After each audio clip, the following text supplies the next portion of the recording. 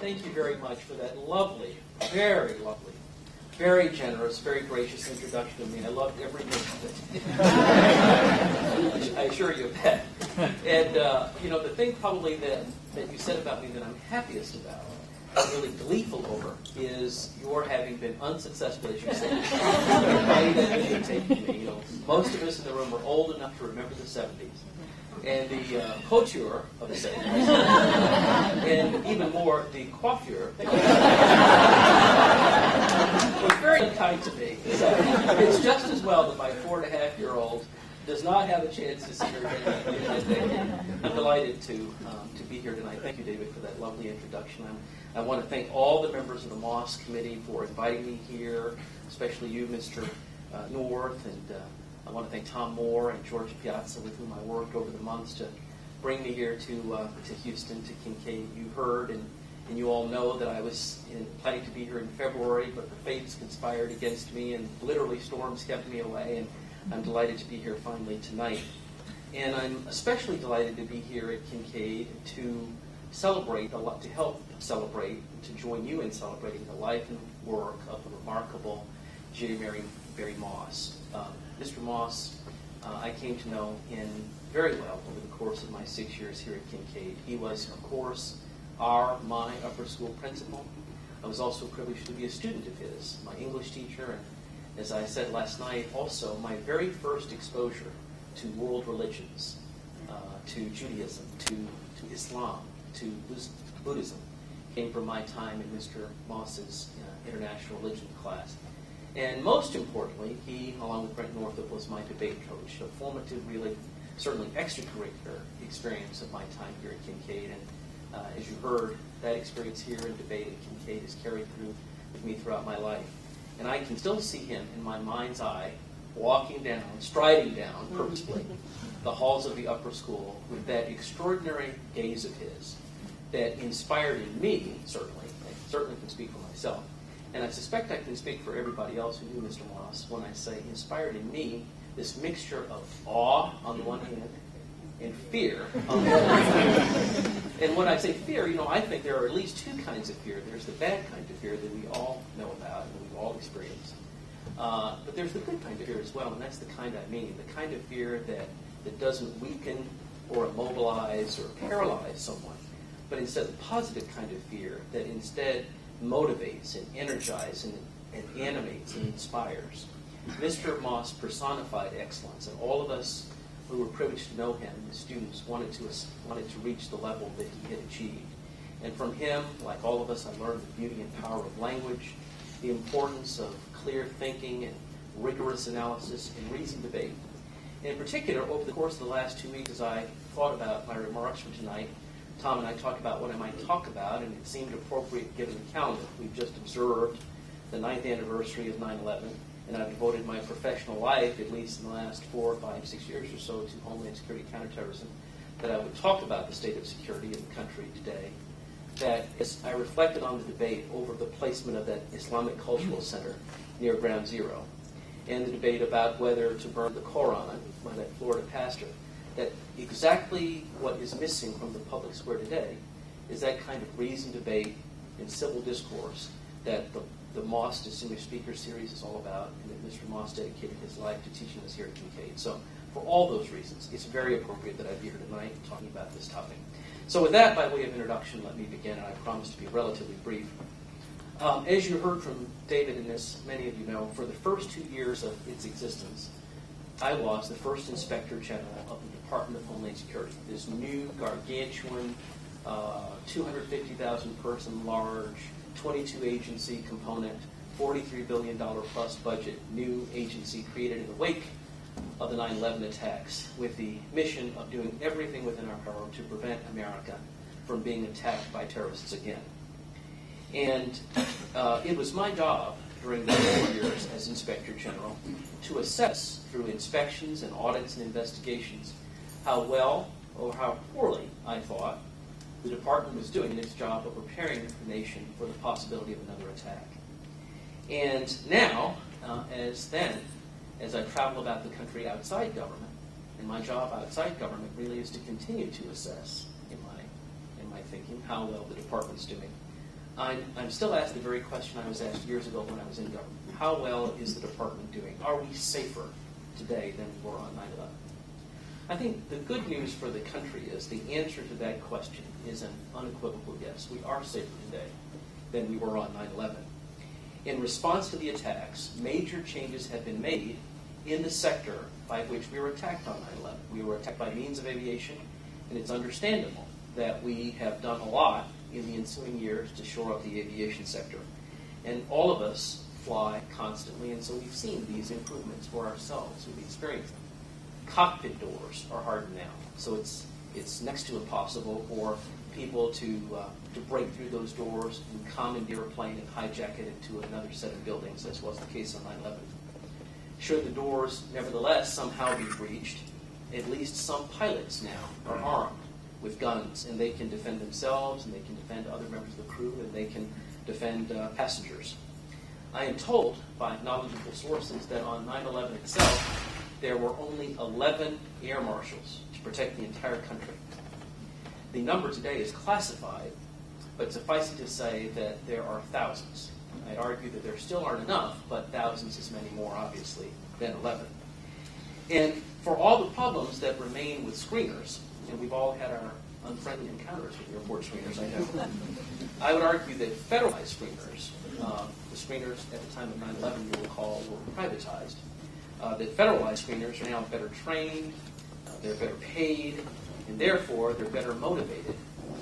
They're more sensitized to the critical counterterrorism role that they play as the last line of defense for another group of would-be hijackers aboard an airplane.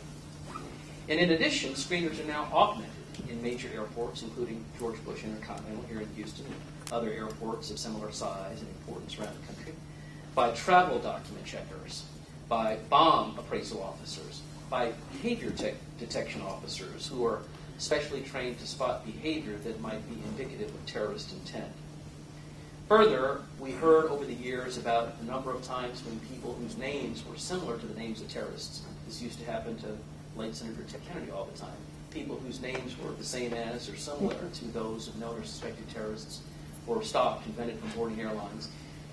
And the converse was true as well. People who were terrorists or suspected of being terrorists were not identified as such because the job of matching passengers' names to terrorist watch lists was left to the airlines. In the last few months or so, finally, after it's having been recommended by the 9/11 Commission for years, the job of checking these passenger names against terrorist watch lists has finally passed to the government, to the Transportation Security Administration. So that should cut down on the number of false positives and also the number of false negatives. And in response to the Christmas Day bombing, probably the most serious threat that we faced in this country since 9/11, as you know, there have been intensified screening measures. There is the deployment all across the country, including Houston, of new technology, whole body imaging technology that can see through clothing and can spot concealed guns and knives and at least certain kind of explosives that could not have been spotted before by metal detectors. And then finally, Secretary Napolitano is working very aggressively with international partners all around the world to harmonize screening protocols, to deploy sophisticated technology all around the world, and otherwise to shore up the international civil aviation system, recognizing that the system as a whole is only as strong as its weakest link. That's the good news. The bad news is whether America is safer today than we were on 9/11 is not the only question. And in the scheme of things, I would argue it's not the most important question. The most important questions are we as safe as we can be? Are we as safe as we need to be? Are we as safe as we think we are? And sadly, for the country, I think the answer to all those questions is no. And so for the next few minutes, I'd like to elaborate on that in some length. I want to return to the aviation sector. I began there, as I said, because that's where we're the strongest. But even where we're the strongest, far too many vulnerabilities remain all these many years after 9/11. A few quick examples. Right after 9/11, President Bush did something unprecedented, if not unique. He personally asked the Inspector General of the Department of Transportation, in whose jurisdiction transportation security lay at the time, before the creation of the Department of Homeland Security, to undertake a series of undercover investigations at airports large and small throughout the country to test whether screeners at that time, still privatized screeners, but right after 9/11, when their alert levels ought to have been at their highest, whether they could, after the attacks, with their alert levels at their highest, better spot concealed guns and knives and bombs. And those investigators went out, they conducted their work, and so I arrived in my office as Inspector General in January 2003 to receive this briefing from the Transportation Inspector General as to his work and finding 2 years earlier, 2001. The results are still classified all these many years later, but suffice it to say, it was far easier after the attacks, in the immediate aftermath of the attacks, to sneak those weapons through than it ought to have been. And of course the concern was, as good as government investigators are, if government investigators could do it for a test, Al-Qaeda, with supreme motivation to inflict maximum death and destruction in the United States, could do it too, and could do it better. So armed with that very disturbing knowledge, the first task that I gave to my team of investigators and auditors to undertake was to go back 2 years later, 2003 now, to the very same airports to test whether the federalization of the screeners, the transfer of responsibility for aviation security from the Department of Transportation to this new Department of Homeland Security, had made any difference in screeners' ability to spot these concealed guns and knives and bombs. The results came in at the end of the year, 2003. The results are still classified, but suffice it to say that the results we attained in 2003 were exactly the same as those obtained by the DOT investigators in 2001. No change whatsoever. So, of course, I immediately made, my team and I, recommendations to improve performance in terms of training and technology and supervision, and TSA pledged to me, the leaders of the department pledged to me that those recommendations would be implemented. My tenure at the Department of Homeland Security was attenuated. It was rather short. I was there for only 2 years for reasons that are a story in and of themselves, but anticipating that my departure would be soon. The last task that I gave to my team of auditors and investigators was to go back 2 years later, essentially now, end of 2004, beginning of 2005, to the same airports to see whether the recommendations that we had made, that TSA pledge would be implemented, had in fact been implemented, and whether, if they'd been implemented, those recommendations had made any difference. The results came in at the beginning of 2005, the spring of 2005. I happened that day to be in New York, the city most affected by the 9/11 attacks, and as I looked down, noticing a blinking red light in my BlackBerry and looked to see what the message was that the Department of Homeland Security's Inspector General was out with its latest report on aviation security, and the results will show that there's been no change in screeners' ability since 2003, meaning no change since 2001. We're 5 years after the fact now, in 2010, and have things gotten better? Are screeners better able 5, 6 years on in their ability to detect these concealed guns and knives and weapons? The answer sadly is no. Inspector General investigation after Inspector General investigation, year after year. Congressional investigation after congressional investigation. Congress's investigative arm, as you know, is the Government Accountability Office. Media investigation after media investigation continue to show that screeners are no better today at spotting these weapons than they were on 9/11. And this whole body imaging technology that is being widely deployed by TSA as the silver bullet, as the antidote, itself is flawed, according to the latest JEO report out this spring, showing that it too has vulnerabilities. And so the point is, again, even where we are strongest, we are weaker than we should be. Another quick example in the aviation sector.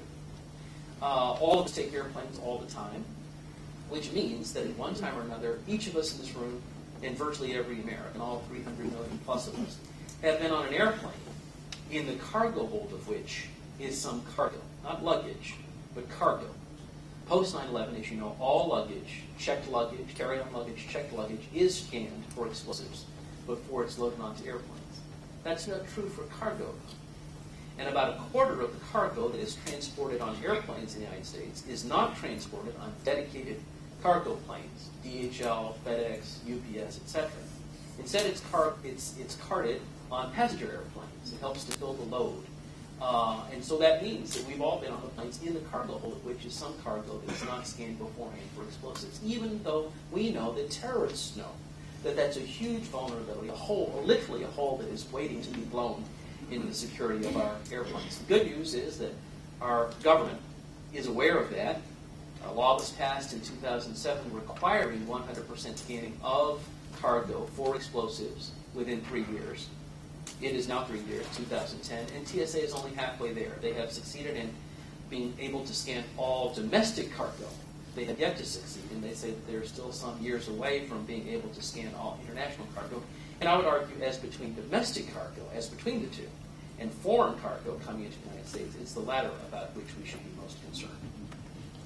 Another sector, quickly, the maritime sector. I'm a political junkie. All of us are in this room.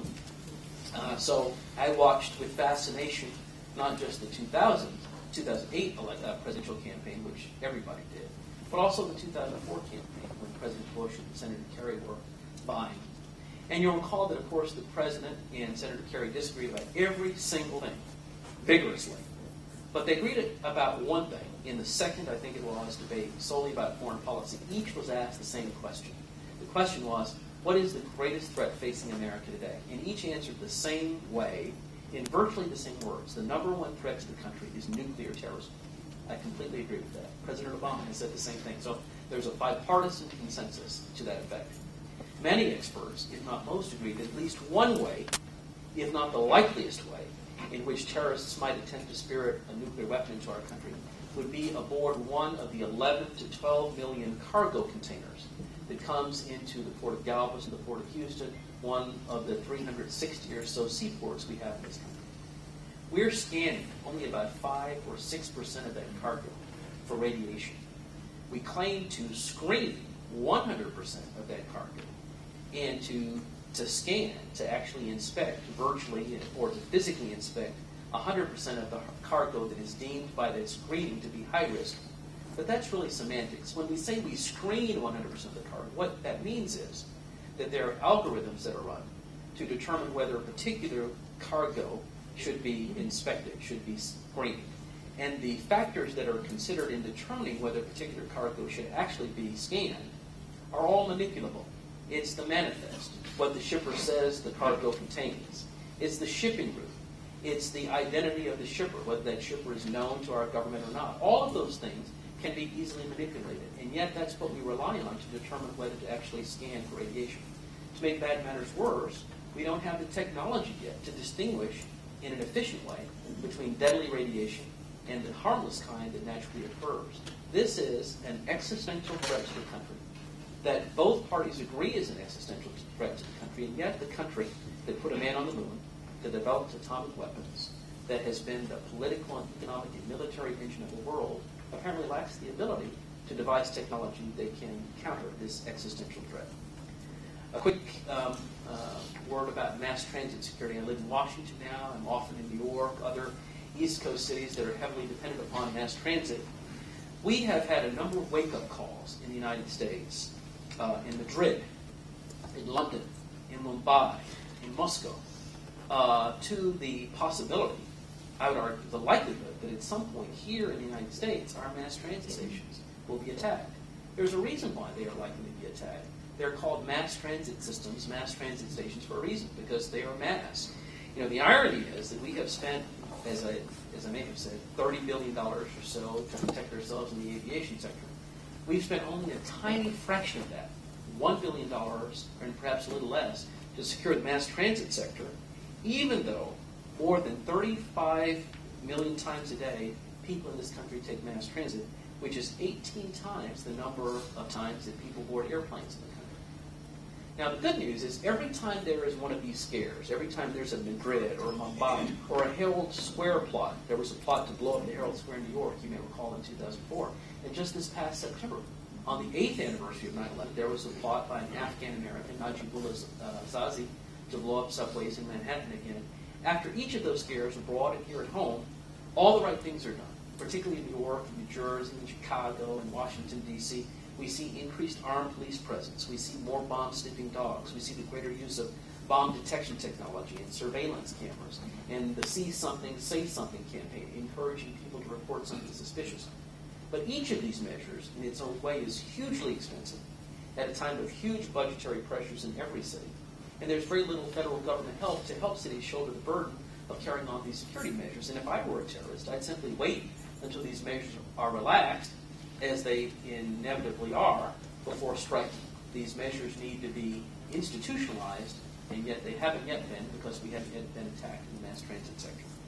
A quick word about border security. As the Christmas Day plot highlights, while it's harder for known or suspected terrorists to enter the country today than it was then. It's hardly impossible. The plotter's own father, a respected Nigerian banker and former government official, had reported his son, Omar Farouk Abdul Muttalib, to our embassy in Lagos, speaking not just to the State Department there, but also to CIA officials, stating that his son had been radicalized and was likely in Yemen, a country that has long been tied to terrorism.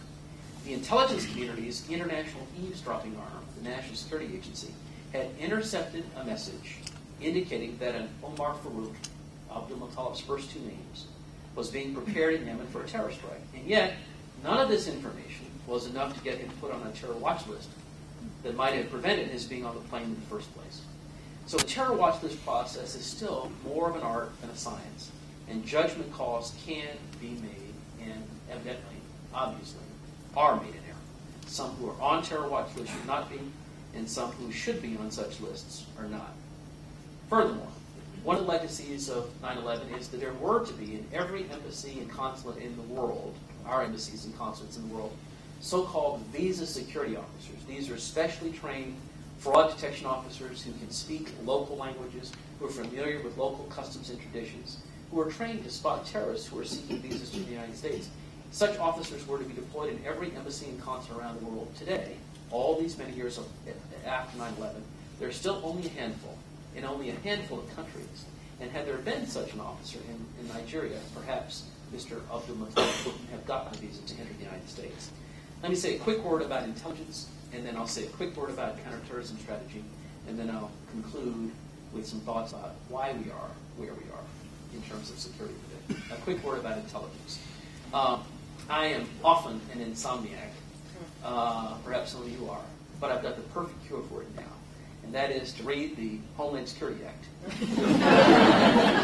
Put you right to sleep, all 900 pages, worse than the Healthcare Act. But if you were to do that, I think you might conclude, as I did after doing it one night, that if you had to pick one reason out of many behind which the Department of Homeland Security was created, I would say it was for this reason. It was to make sure that going forward, if there's another plot, that we connect the dots. If we have dots indicating that there is a terror plot, then we connect them so that we can foil the plot before the plot has a chance to unfold. We now know after 9/11 that it's not as if we didn't have a lot of information or any information. If anything, we had too much, so much that we didn't know what we had. Two quick examples. We now know, thanks to the work of the 9/11 Commission, that the CIA had watch-listed 2 of the 9/11 hijackers. But the CIA never bothered to share that information with the State Department. Had the CIA done so, perhaps presumably, the State Department would have denied those 2 terrorists visas. And who knows? If there had been 17 hijackers rather than 19 hijackers, perhaps there having been 2 too few would have been too few too many to prevent the plot from having been carried out. Once those 2 hijackers got into the United States, had the CIA shared that information with the FBI, perhaps those 2 hijackers could have been tracked down, because we now know, thanks to the work of the 9/11 Commission, that those 2 hijackers were living here openly in the United States under their own names, and they were listed in the San Diego phone book. And further, the NSA, the National Security Agency that I just mentioned, the eavesdropping agency, had intercepted at least 2 messages before 9/11 indicating that 9/11 was about to happen. One message said, "The match is about to begin." The other said, "0 hour is tomorrow." But the problem is, neither message was translated, and their significance wasn't grasped until September 12th, one day too late. And so the point of creating the Department of Homeland Security, and particularly the intelligence apparatus in the Department of Homeland Security, was to see to it that that never happens again, that there be one agency, not a dozen, responsible for synthesizing all terrorist threat information concerning threats against the homeland, and that there be one agency, not a dozen, responsible for consolidating one actionable, up-to-date, accurate terror watch list. And so those 2 jobs were given to the intelligence unit in the Department of Homeland Security in the statute. But then, inexplicably, literally weeks after the creation of the Department of Homeland Security, the administration gave the first job, synthesizing terror threat information. It took it away from the Department of Homeland Security and gave it to a CIA-led entity, namely the Terrorist Threat Integration Center. It's now called the National Counterterrorism Center. And then, weeks later, it gave the second job, consolidating terror watch lists, took it away from the Department of Homeland Security and gave it to an FBI-led entity called the Terrorist Screening Center. So to the extent any agencies before 9/11 were responsible for preventing it, I would argue they were the FBI and the CIA. And the upshot of this is that those two agencies are still de facto in charge of preventing it because they have these two critical responsibilities and not the department called Department of Homeland Security. The department nominally charged with protecting us. It instead has its nose pressed up against the proverbially, against the glass, metaphorically, of the intelligence community.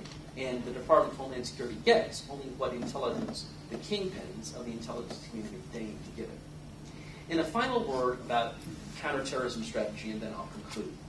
You know, in Washington at least, I don't know about Houston, but in Washington, certainly on the Democratic side of the aisle, and even to some degree on the Republican side of the aisle, former Defense Secretary Rumsfeld is pilloried.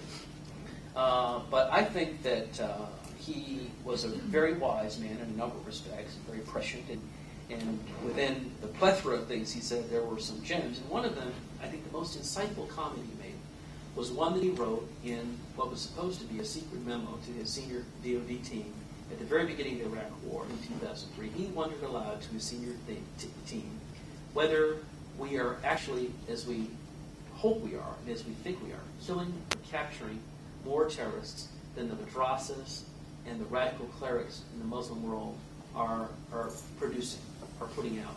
And that really remains the key question for us in counterterrorism today. How can we get ahead of the terrorist production?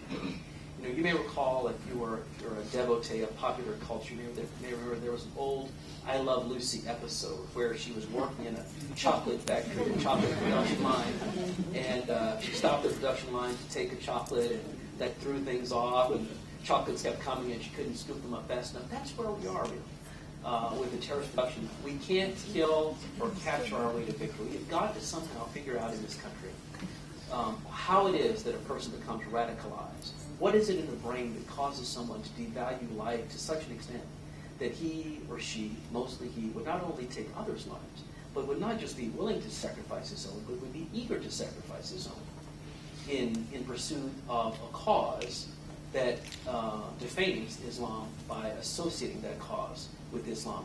I had a very interesting, and I'm concluding, I had a very interesting discussion at lunch with students, and one of them asked about the Cold War and said, you know, he was heartened by reading and learning what he learned about the Cold War because there was such stability during the Cold War between the United States and the Soviet Union, because you'll recall we had this mutually assured destruction strategy. You know, we had more nuclear weapons than the Soviets, but they had enough such that they too could destroy us if we were to destroy them. So the fact that each of us could destroy the other prevented either of us from even thinking about it, ever getting close to the precipice. And for all the difficulties that policymakers had in the Cold War era, we yearn for those days. We long for those days now, because at the end of the day, there was a rationality on the part of the Soviet Union. They valued life, their lives, as much as we valued ours. And that always stopped us on the edge of the precipice. We don't have that advantage in this fight today. And we still haven't figured out what makes terrorists tick. And there is still no one agency, United States government, that is responsible for counterterrorism strategy. And I have always argued, when everyone is responsible for something, or when many are responsible, as a matter of fact, in the end, as a practical matter, no one is responsible. That's where we are today. Now, why are we where we are? And this allows me to conclude where I began, with a tribute to Mr. Moss and with a paean to the values that he taught us here at Kinkaid. You know, we have a number of very, very unsettling problems in this country. I've talked about just one of them, and I think I've talked about the most important one, because it's existential at the end of the day. The first job of government is to provide for our common defense. But we have lots of other problems in the country. Our education system, we know. The climate change issue, our overdependence on fossil fuels, the exploding debt, the exploding deficit, our losing our competitive edge in the world, the rise of China. All of these problems are bedeviling us. And each of these problems complicates our ability to respond to the security challenge that we have. And at a time when there is the greatest need for leadership like we had during the course of the greatest generation, when we had other existential challenges to the country, we have a political culture in Washington on both sides, Democratic side and Republican side, that's paralyzed by partisanship and by gridlock and by ideological rigidity. And this kind of reasoned debate and civil dialogue and in vigilance to rigorous analysis is exactly what Mr. Moss taught each of us during the course of our time here at Kinkaid, is exactly what the J. Barry Moss Distinguished Speaker Series values and hopes to inculcate in future generations of Kinkaidians.